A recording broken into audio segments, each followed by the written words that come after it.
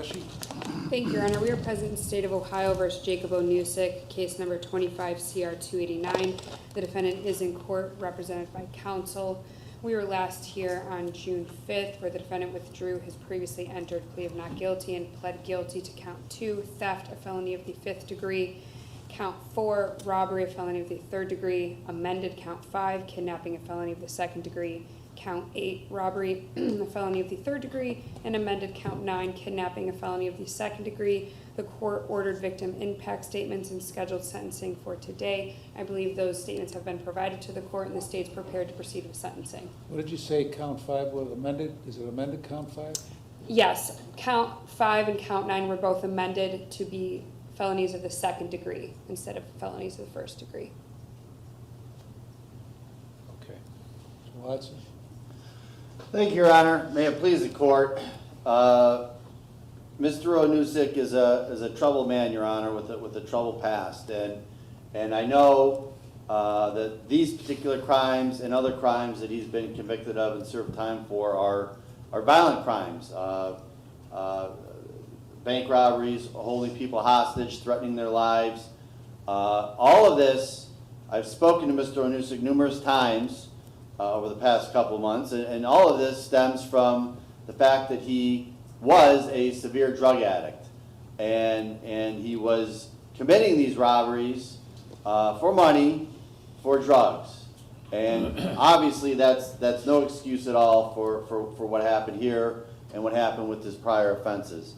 And he's paying for it dearly, Your Honor. As the court is well aware, Mr. O'Nusick is 3 years into an 11-year sentence federally for basically the same crimes, for armed robberies of banks and financial institutions.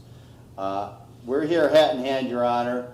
I know this court has a lot of discretion this afternoon as to what it can do with regards to sentencing. I'm not here to make excuses for the Mr. O'Nusick that committed these crimes, but I am here to try to outline to the court the Mr. O'Nusick who has spent the past 3 years in prison as a changing individual. He is not the man he was when he was committing these offenses, and his plan for the future. While incarcerated federally, he has been taking a bunch of courses, specifically a paralegal course. He's been keeping himself busy. He has a detailed plan, an outline, if you will, for his plan, not only for while he's incarcerated, but when he gets out, hopefully, eventually. No matter what this court may do, there is going to come a day where he is free. I'm hoping the court will look at what he's been trying to do to better himself with his time. He is not causing any problems in the institution. He is not just sitting on his butt. He's keeping his head low. He's trying to stay focused, going to school, doing what he needs to do, helping out other inmates with their legal correspondence and motions. Your Honor, Mr. O'Nusick is extremely remorseful for what he did here. He knows that he terrified, flat out terrified people. I'm sure the victims no doubt had feared for their lives. Mr. O'Nusick, at the time, in his mind, he was just putting them there so he can get the money so he can get drugs. As this court is well aware, when it comes to addicts, they will do a lot of things that normally people wouldn't do when they're not under the influence or have that addiction at the forefront of their mind. But Mr. O'Nusick has spent the past 3 years incarcerated. Obviously, he's sobered up. He is a different person, both mentally as well as spiritually, as well as who he is as a person. Again, Your Honor, I know that this court today can fashion a wide variety of sentences. I'm asking the court to consider the fact that he still has 8 years to go, at least 8 years to go on his federal sentence. He very well may be violated through the adult parole authority when he's done with that. Not to mention the fact that he's going to have 5 years of supervised release federally when he's out. I'm hoping the court will take a moment, listen to Mr. O'Nusick, outline what he's been doing, outline who he is today as a person, and consider a sentence that will hopefully allow him to eventually get out, rejoin society as a productive member of society. Thank you, Your Honor. All right, Mr. Onusik, what do you want to tell me before I impose sentence? 3 years ago, Your Honor, I was not the man I am today. 3 years ago, I had substance abuse issues. Actually, when I committed these crimes, I was drunk, as well as the federal crimes. And all that stems from 2017, when I started using. And that's why I committed those crimes in 2017. I actually had a federal and state sentence run concurrent, and instead of going to federal prison, I went to state prison instead. I tried to go to federal prison, but it wasn't working, so I took advantage of my state time. I went to school, went to college, took over 15 programs. I had plans to become a real estate agent when I came home, and then 3 days before I was to get released, the federal marshals came and got me and said that I still owed federal time, which I knew I didn't because my sentence was run concurrent. And I reached out to my federal judge, and he told me, yes, Mr. Onusik, you are correct, your time was concurrent, but I can't do anything for you until you get to the BOP facility. So I figured it'd take him a month to calculate my time, and then I'd go home, but I never went home. I went to a level 7 maximum security federal penitentiary, and I was at a level 2 state prison. And so the prison I went to was USB Hazleton. I don't know if you know who Whitey Bulger is, but they murdered him a couple months prior to me getting there. So that just tells you how violent that environment was. So for someone to take the time to be rehabilitated and go into an extremely violent environment just changed everything for me. And so I had PTSD from that experience, and it took me 1.5 years legally to get home. I got emergency release. I had no halfway house, no nothing. And so when I got home, I told my parole officer, look, I need help. I need counseling. I need to know how to cope. And she told me word for word. She said, suck it up and get a job because you owe federal restitution. You have to pay this money back. And so that's what I did. I sucked it up. And I went right back to using the Xanax and the alcohol to cope with the PTSD. And that led me to commit more crimes, to feed my substance abuse issues. And that's why we're here today. And the second I got arrested, I told myself, I said, which path am I going down? Am I going to keep coming to prison and keep having the substance abuse issues? Or am I going to do something with my life? I have 2 kids that need me. And my daughter's going through this for a second time with me. So that hurts me a lot because I grew up without a father myself. And so I made the decision then and there that I wasn't going to live this life anymore. And so I told myself that right then and there I'm going to become a citizen. You know, I'm done being a criminal. I'm done having substance abuse issues. I'm done making excuses. I asked for help. Nobody wanted to give it to me, but I had to take accountability for my own self and my own actions to help myself. And that's what I've done since the second I've been incarcerated. Since I've been incarcerated, I've took over maybe like 6 to 8 programs. I have 3 jobs. I'm a suicide companion, I'm a tutor down in education, and I'm a unit orderly. And through those 2 jobs, I'm able to pay for my own school and put myself through school. And I'm also, I have 0 infractions, 0 write-ups in a level 7 penitentiary where people are getting stabbed every day and murdered. And I have 0 infractions, none at all. I'm in a program called the Challenge Program, where it helps you identify your criminal thinking errors and your cognitive thinking errors, and it helps you identify ways with substance abuse. So I've been getting treatment. I'm also working in a PTSD book while I'm there as well myself. And one of the main things I've learned from that challenge program, I haven't completed yet, I'm in the middle of it until I came here. But one of the most important things I've learned for that is the 5 rules of rational thinking, which every time you have an irrational thought, you compare it to the 5 rules of rational thinking. And if you can't answer yes to 3 of those questions, you have to change that thought. So the first rule in that the 5 rules are your thoughts based on objective reality, facts? The second one, are your thoughts helping you achieve your short-term and long-term goals? And the third one is, are your thoughts helping you to keep out of conflict with others? And the fourth one is, are your thoughts, or the fifth one is, are your thoughts helping you feel the way you want to feel without abusing alcohol or drugs? And so that's a 9-month program, but I'm in phase 2. It's 3 phases, and that's what I've been doing every day. I plan to come home like I'm coming home tomorrow, because if I don't do the things I need to do now, how am I going to do that when I come home? That's how I've been living my life incarcerated.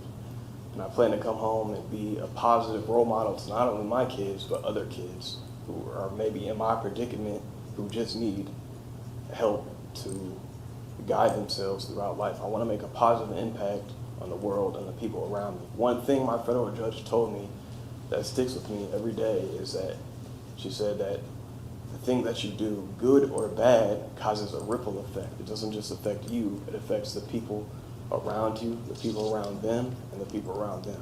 I do not want to make my substance abuse issues as an excuse for my actions, but a reason for the crimes, Your Honor.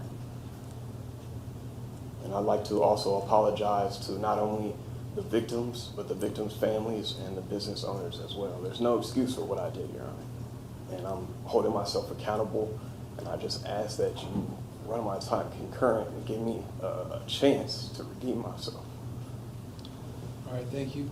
Saleshi? Thank you, Your Honor. The defendant in this case committed a series of brazen and terrifying robberies, all while on parole for robbery. In each instance, the defendant displayed calculated and menacing behavior, and in 2 of the instances, he threatened to shoot the victims if they didn't comply with his commands. While committing the Medina County robbery, the defendant told the victim that he would blow his brains out and demanded that he get down on his knees. Although the defendant did not actually display a weapon, he kept his hands in his jacket pocket as if he had one, and the victim followed his commands. He was terrified. Then, because the safe had a 15-minute time delay, the defendant waited the entire 15 minutes in order to get into the safe with the victim down on his knees. In speaking with the victim in this case, Andrew Hirschberger, he told me that this was the longest 15 minutes of his life. Eventually, he came to leave that job, in part because of this robbery. And finally, before fleeing during the course of that robbery, the defendant had the victim get down on the ground and count to 200 so that he could flee before police arrived. When committing the Menor robbery, the defendant also told this victim that if she made any sudden moves, that he would shoot her in the face. He kept his hands in his hoodie as if he had a gun, and he told her not to look at him or he would kill her. Again, this victim was absolutely terrified, thinking of her grandchildren and pleading with him because she genuinely thought that she could die that day. The defendant again had this victim lay on the ground, face down, with her hands behind her head, and start counting in order for him to flee before law enforcement could arrive. The defendant has a complete disregard for the psychological trauma on those he held captive those days. These victims were not simply robbed, they were kidnapped, they were paralyzed with fear, forced to comply under the threat of death, and will forever remember the days that those offenses happened. Even in the Richland County offense, although no threats or weapons were displayed in that case, the victim reported that she still continues to suffer nightmares up until this day from the defendant's actions. The defendant's conduct reflects an escalating pattern of violent behavior, undeterred by prior imprisonment. In 2014, the defendant was convicted of a misdemeanor domestic violence. In 2018, in the Northern District of Ohio, the defendant was convicted of 3 counts of bank robbery for robbing 3 separate banks and was sentenced to 44 months in prison. In 2018, in Summit County, he was also convicted of robbery, a felony of the 3rd degree, where he was sentenced to 36 months in prison to be served concurrent with his federal case. Once he got out, he was on parole, and he made it about 2 years into that parole before committing these offenses. After committing these offenses, he robbed 2 additional banks and was subsequently convicted in the Northern District, Ohio, of 2 counts of bank robbery and 1 count of felon in possession of a firearm, where he was sentenced to 137 months in prison, which is just over 11 years. And he is currently serving that sentence. Also, in connection with those offenses, he pled to a failure to comply with the order of signal of a police officer in Summit County, which that sentence was also served or ordered to be served concurrent with his federal sentence. Respectfully, the defendant had the opportunity to be a productive member of society, to be a father, the first time he got out of prison. But instead, he continued with this pattern of conduct. He made a series of choices over the course of months. There was at least a month between each of these robberies and then a few months before the subsequent bank robberies. And at no point was he deterred.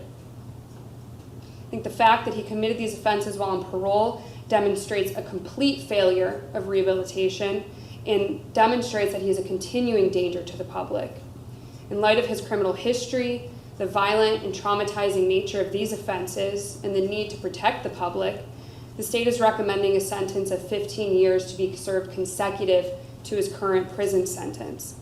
Consecutive sentences are necessary to ensure the defendant will no longer pose a threat to our community. The defendant has no credit as he has been serving a sentence throughout the pendency of this case. What were the dates of the federal robberies that he's doing 137 months for? Your Honor, it's The going to have time to... frame, rough time frame, you know? It would have been around June, July, directly after these offenses. Okay, of what year? 2022. So when was the Richland? You know the date of the Richland? The date of the Richland offense was March 7th of 2022. Medina was April 25th of 2022, and Menor was May 6th of 2022. Okay, was there a reason that the feds did not take those three counties? The reason that I was given when asked specifically why they didn't include those is they believed that they had an identity problem and they didn't think they could prove beyond a reasonable doubt that the defendant also committed these offenses. That is in part the reason for the delay in indictment in this case is once our office got the case, it did require additional investigation by our local detectives to piece together all of these robberies. Did any of these did Medina or Richland believe that the feds were taking their cases? Yes, they were under that belief.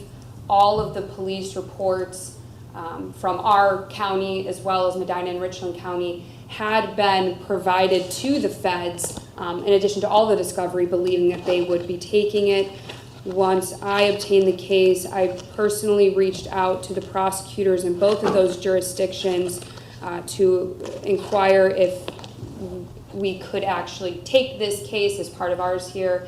And during those conversations, I learned also that they were under the belief that the defendant had been prosecuted for these crimes. Okay, so the feds didn't want to, you don't have to agree or disagree with me, but the feds failed to do their job, most likely because they didn't want to put in the work to do their job. I would agree with that. Okay. All right, I have received victim impact statements from several of the victims in this case. I've also received a letter from Mr. Onusic's mother. I've considered what Mr. Onusik said, what Mr. Watson and what Ms. Aleshi have said. I've considered all the provisions of 29, 29, 11, 12, and 13, and 14. This is one hellacious spree that you went on starting the first time you were in prison and right after you got out. It seems to me, from my knowledge of how the feds work, that had they taken these cases, and your 137 months would have shot up dramatically, but they didn't. In part because they weren't very competent in their job or very diligent in their job during that time frame. But you put, I mean, I read the statements from these folks, and you led many of them, if not all of them, to believe that they were going to die because of what you did. And you talk about your your state of mind with the Xanax and with the alcohol, but you well know, because you as much as said it, that you're the one that put yourself in that position for the reasons you put yourself in that position. So there's a price to pay for that, and I commend you for doing what you've done so far, because it's going to help you in the long run, but it's going to be a long run. And so it's up to you to keep that up, so when you do get out, that there's something there for you besides what you've been doing for the last 7 years. With all that, on count 2, I'm going to sentence you to 12 months in prison. On count 4 to 36 months in prison. On count 5 to a definite term of 3 years in prison. On count 8, a term of 36 months in prison. And on count 9, a definite minimum term of 6 years up to an indefinite maximum term of 9 years in prison. And whether you serve any beyond that 6 years with regard to that sentence is determined by criteria of the Ohio Department of Corrections. Now, counts 5, the 3-year sentence, and count 9, the 6 to 9 year sentence, will be served consecutive to each other.